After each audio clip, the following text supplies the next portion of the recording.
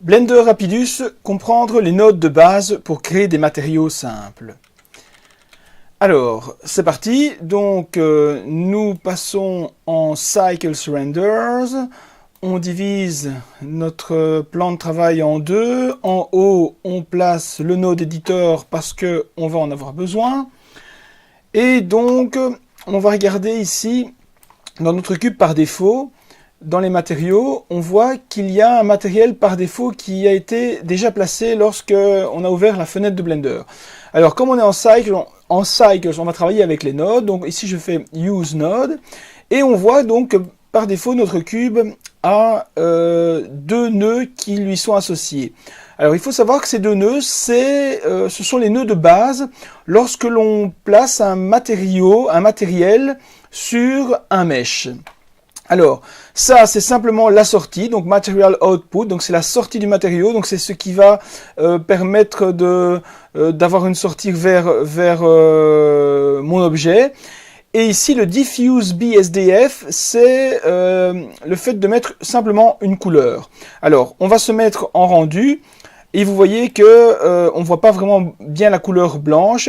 C'est normal, c'est parce que la lampe qui est par défaut n'est pas assez puissante, donc je vais la transformer en soleil.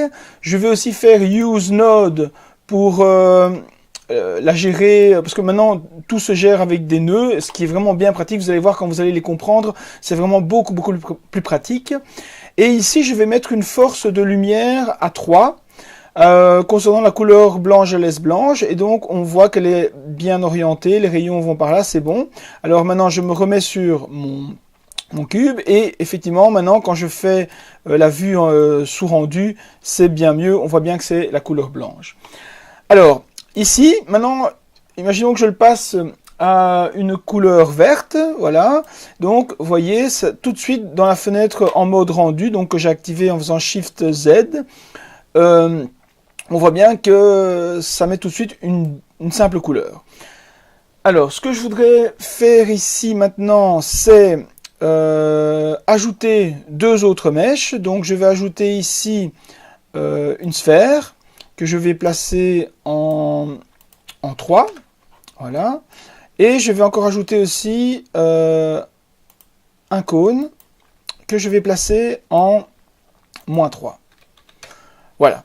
Alors, ce que je voudrais vous montrer, c'est que donc ici, quand je clique droit sur le cube, j'ai un matériau par défaut. D'ailleurs, ce matériau, je vais l'appeler, je vais le nommer un matériau vert. Hein, c'est mon premier matériau. Et les deux autres ici n'ont pas de matériau. D'abord, je vais les lisser un peu, c'est quand même toujours plus joli. Voilà. Ils n'ont pas de matériaux qui leur sont associés. On va en créer des nouveaux. Donc, ici, ce sont les matériaux qui sont déjà existants, qui sont déjà créés dans le fichier. Et ça, le plus ici, c'est quand on décide d'en créer un. Voilà, donc je crée pour ma sphère, de nouveau, un simple matériel. Et quand Blender crée un simple matériel, par défaut, il lui met un nœud Diffuse BSDF. Il faut savoir que BSDF, c'est une fonction mathématique de rendu des surfaces utilisée par Cycles. Donc, ça veut dire Bidirectional Scattering Distribution Function. Mais bon, voilà, vous n'avez plus besoin de savoir ça. Vous savez que c'est du BSDF et que ça transmet une couleur. Alors, ici, donc, pour ma sphère, je vais prendre une couleur bleue. Donc, la couleur bleue, c'est... on met tout à 0 sauf le B que l'on met à 1. Voilà, donc j'ai une belle couleur bleue ici. Voyons voir dans le rendu, effectivement. Et pour le cône, je crée une nouvelle couleur et je vais la mettre à rouge. La rouge, c'est quand on met ici le RGB, le R à 1. Voilà. Donc ici, j'ai trois matériaux différents. Alors, ce que je voudrais vous montrer, c'est que, vous voyez, quand je sélectionne, par exemple, un cône, on peut très bien allez choisir encore, je vais les renommer aussi, hein, le matériau Material.001, je vais l'appeler mat rouge, et le matériau bleu, je vais l'appeler mat bleu. Voilà. Donc, ce que je voulais vous montrer, voilà, ici je suis dans le cône et j'ai sélectionné la couleur rouge. Je peux très bien aller décider de mettre la même couleur que le bleu, vous voyez ici. Et donc, il faut savoir que cette couleur donc maintenant est utilisée par deux objets. C'est ce qui est symbolisé ici par le 2. Donc c'est le display number of users of this data. Donc ici, il y a deux choses qui utilisent cette couleur bleue. La preuve que c'est le même matériel, c'est que si je change ici, donc tout en ayant sélectionné mon cône, si je change la couleur ici, regardez, hop, c'est les deux objets qui ont eu ce matériel qui se mettent à changer. Alors ici, on va se remettre en bleu, évidemment. Donc bleu, c'est 0 partout, sauf en B, voilà. Et je vais réattribuer à mon cône, je vais réattribuer la couleur rouge. Voilà. Alors, ce que je voudrais vous montrer, donc, c'est une manip de base concernant les nœuds. Voilà, je reviens sur mon cube vert et je voudrais ajouter un peu de réflexion à ce cube. Eh bien, c'est très simple. Dans l'éditeur de nœuds, je vais chercher un autre shader, donc qui est le shader, on peut le symboliser par un mode de rendu de type couleur. Enfin, c'est un peu compliqué, mais c'est ce qui permet de donner ces caractéristiques au matériau. Et je vais ajouter un glossy BSDF. Glossy, c'est justement, glossy, ça veut dire brillant. C'est ce qui va donner de la brillance, de la réflexion à votre matériau.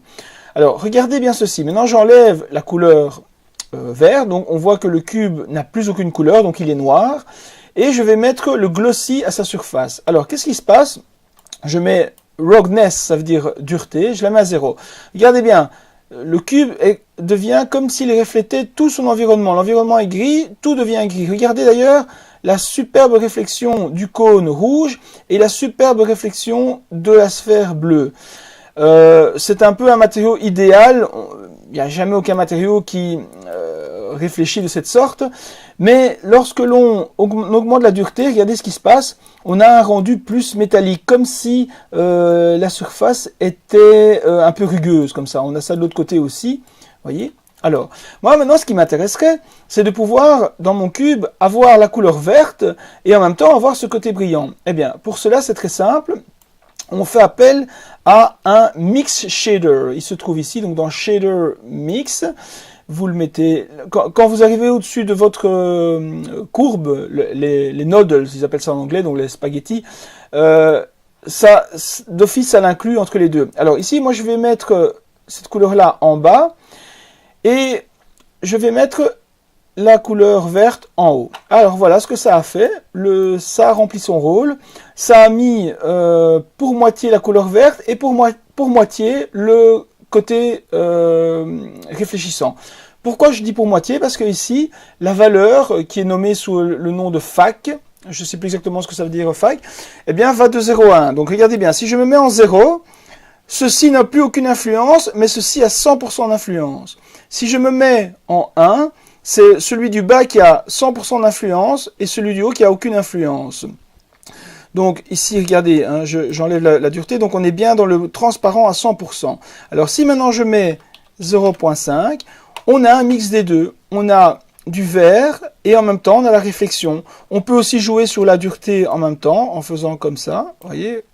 Et c'est ça qui nous permet de créer des nœuds, enfin des matériaux à partir de l'innombrable liste de nœuds que Blender possède. Ce que je voulais encore vous montrer, c'est que donc voilà, on peut jouer graduellement, on peut passer graduellement de l'un à l'autre. Donc si je veux un peu plus de brillant par rapport à mon vert, j'avance vers les 100% ici. Et voilà, ça donne vraiment de très très chouettes résultats. Voilà, c'est tout pour ce Blender Rapidus.